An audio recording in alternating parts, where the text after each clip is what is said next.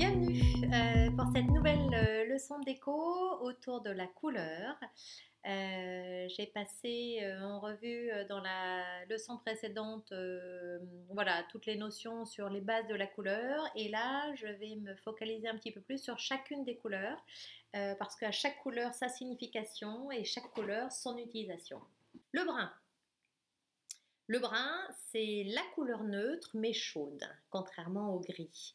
La symbolique, c'est la couleur naturelle qui inspire la douceur et l'équilibre. C'est la couleur de la terre par excellence. Le brun, c'est une couleur chaude, douce, qui est tellement présente dans la nature qu'on se sent en fait à l'aise avec tout type de brun.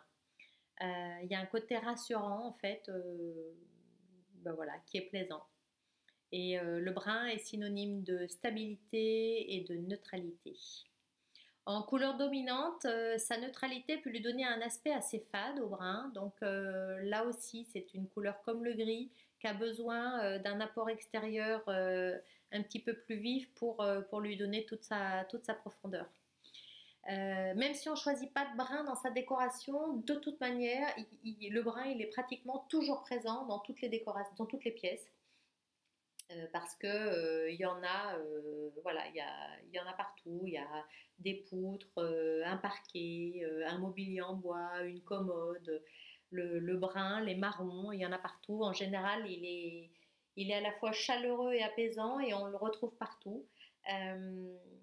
Mais c'est pour ça qu'on trouve peu d'accessoires bruns ou marrons, parce qu'en fait il y en a déjà tellement dans nos intérieurs, sans que ce soit une volonté qui est vraiment du marron, que voilà, on préfère d'autres coloris pour les accessoires et les mobiliers que le brun.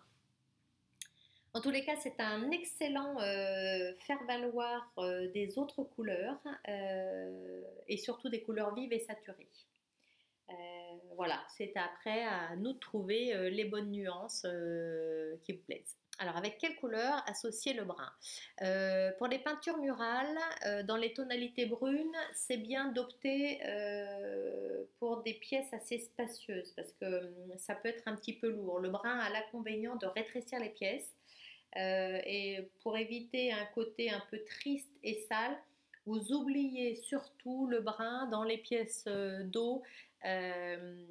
Par exemple, tout ce qui est cuisine, salle de bain, toilette, vous évitez le marron. C'est pas adapté, psychologiquement parlant. Sachez en tous les cas que le brun a besoin d'être très éclairé. Donc si c'est dans une pièce où il y a peu de possibilités d'éclairage, ne choisissez pas le brun. Si vous optez pour une ambiance plutôt cocooning, on va marier le brun avec des bleus. Si on choisit un total look marron, là c'est exactement comme pour le gris. Dans ces cas-là, on va mélanger les nuances, les textures et les matières.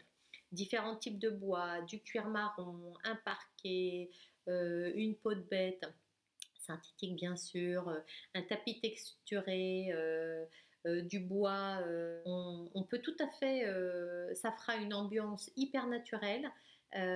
Par contre, voilà, il faut vraiment travailler sur les matières et les textures pour donner du relief.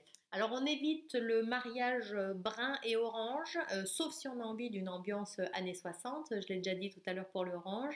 Mais voilà, ça fait vite très vintage. Si ce n'est pas l'effet voulu, on évite d'associer ces deux couleurs. Si on a envie d'une ambiance plutôt végétale, dans ces cas-là, on mélange le brun avec le vert. Là, ça fonctionne tout le temps. C'est deux couleurs naturelles.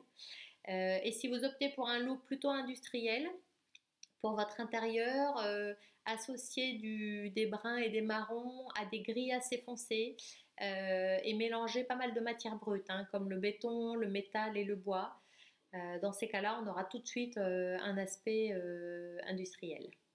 Le brun se marie aussi très bien avec toutes les couleurs claires, comme les blancs, les beiges, les jaunes et les roses pâles.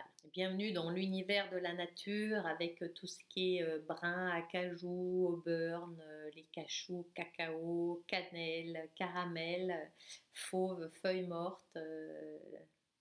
Ça sent bon la forêt.